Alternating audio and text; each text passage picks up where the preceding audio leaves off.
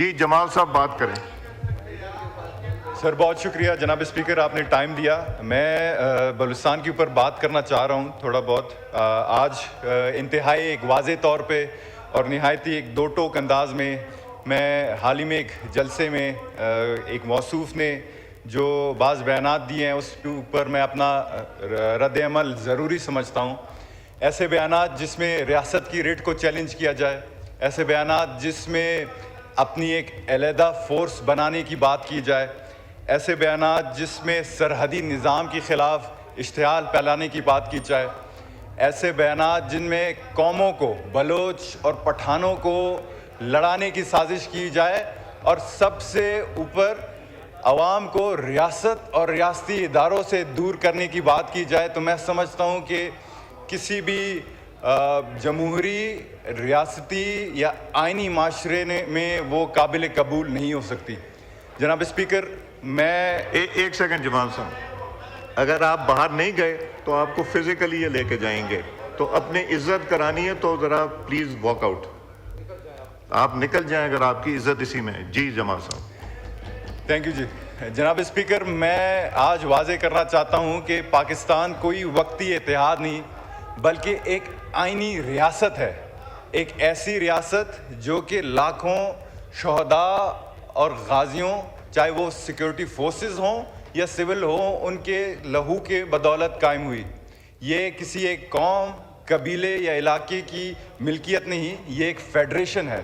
ایک ایسی فیڈریشن جہاں تمام اقوام، چاہے بلوچ ہو، براوی ہو، پٹھان ہو، سندھی ہو، سریکی، ہزارہ، پنجابی، جتنے بھی تمام قوم ہو، اس میں برابری کے شریک ہیں. سیاست کرنا آپ کا حق ہے، جمہوری حق ہے، آپ بلی کریں، اس کی ہم مذمت نہیں کرتے، لیکن یہ حق آئین اور قانون کے دائرے میں رہ کر ہی کی جا سکتی ہے. آج اس آگسٹ ہاؤس کو ہم جتنے بھی یہاں پہ فرد بیٹھے ہیں، ہمیں واضح طور پر یہ کہنا ہوگا کہ پاکستان کے خلاف کسی بھی قسم کی علیحدگی پسند سوچ، متبادل فورس بنانے کا تصور یا سرحدی نظام کو کمزور کرنے کی سازش صرف اور صرف سیاسی بیانات نہیں ہو سکتے، بلکہ یہ براہ راست ریاست کی ریٹ کو چیلنج کرنا اور ریاست کے خلاف جاتی ہے. یہ بیانات جناب اسپیکر ہمارے نوجوانوں کو کنفیوز بناتے ہیں اور یہ ہمارے خطے کے امن و امان کے لیے بہت ہی خطرناک ہیں. اور خاص طور پر ایک ایسے شخص کے منہ سے یہ سننا جن کو ہم نے بچپن میں دیکھ کے سیاست سیکھی ہے، جس کو ہم یہاں پہ بیٹھ کے شاید یہ ہم سوچتے تھے کہ یہاں پہ بلوچستان کی وہ بات کرے گا، بلوچستان کے حقوق کی بات کرے گا، لیکن افسوس وہ ریاست کے خلاف باتیں کرتی ہیں اور نفرت پھیلانے کی بات کر رہے ہیں. جناب اسپیکر، چمن اور سرحدی علاقوں کا جو مسئلے ہیں وہ ہمارے سامنے ہیں، وہ حقیقی ہیں. ان کی خواہ وہ تجارتی مسئلے ہو یا معاشی مسئلے ہوں، لیکن ان مسئلوں کا حل صرف اور صرف ریاست میں رہ کر پالیسی اور مذاکرات سے ہی نکل سکتی ہے، نہ کہ جذباتی نعروں سے اور ریاست کے اداروں کے خلاف مقابلہ آرائی سے. جناب اسپیکر، یہ بھی کہا جاتا ہے، انہوں نے موصوف نے کہا کہ ہم سرحدی بار ختم کر دیں گے یا ریاستی فیصلوں کو ہم طاقت کے ذریعے تبدیل کریں گے. یہ ایک غیر ذمہ دارانہ جو ہے وہ سیاسی سوچ ہے.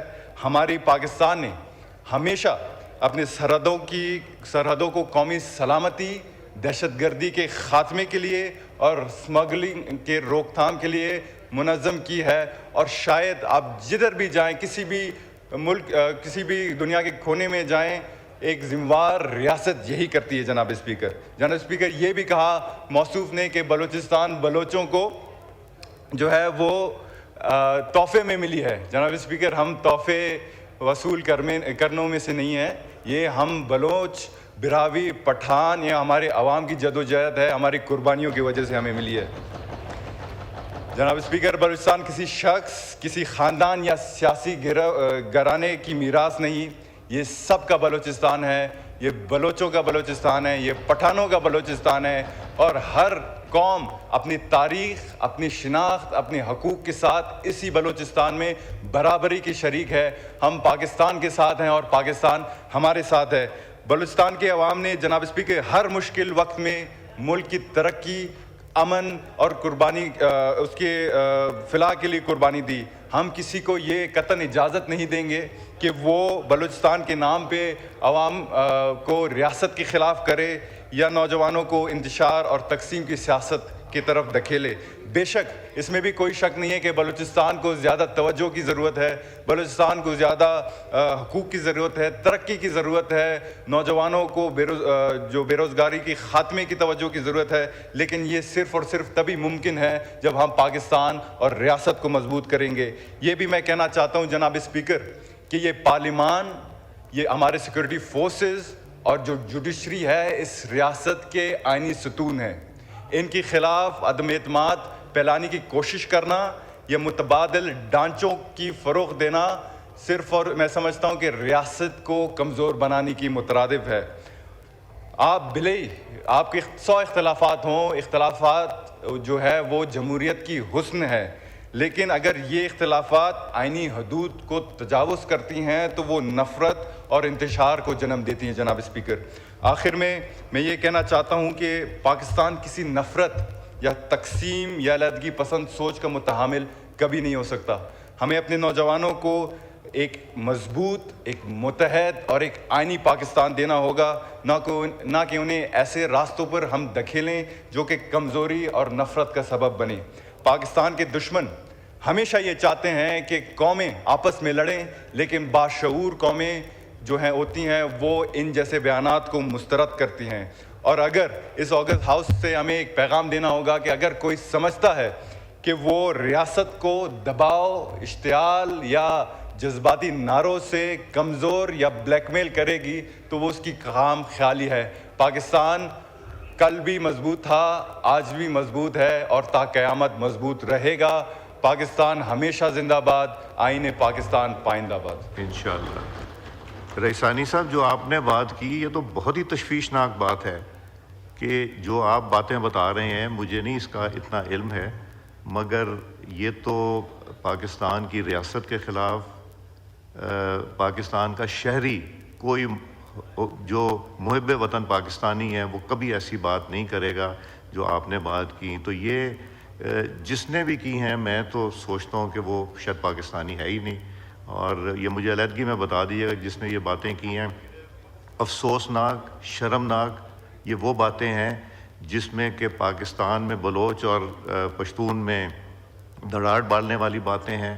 پھر اگر افغانستان کے ساتھ کھڑا ہونا ہے تو جا کے افغانستان کے ساتھ وہ جو بھی موصوف ہیں کھڑے ہوں. پھر پاکستان کی شہریت ہے یا ان کی افغانی, یہ بھی مجھے ذرا بتائیے گا. مگر افسوس ہے بلکہ غصہ بھی ہے اس طرح کے سٹیٹمنٹ میں. اس نے جو بھی ہے اس نے آزمانا ہے, ضرور آزمائے, مگر میرا خیال ہے پاکستان کا یہ کم از کم پارلیمنٹ اس کو اجازت نہیں دے گا, اور نہ ہی ریاست پاکستان دے گی, اور نہ ہی کوئی محب وطن پاکستانی اس چیز کی اجازت دے گا.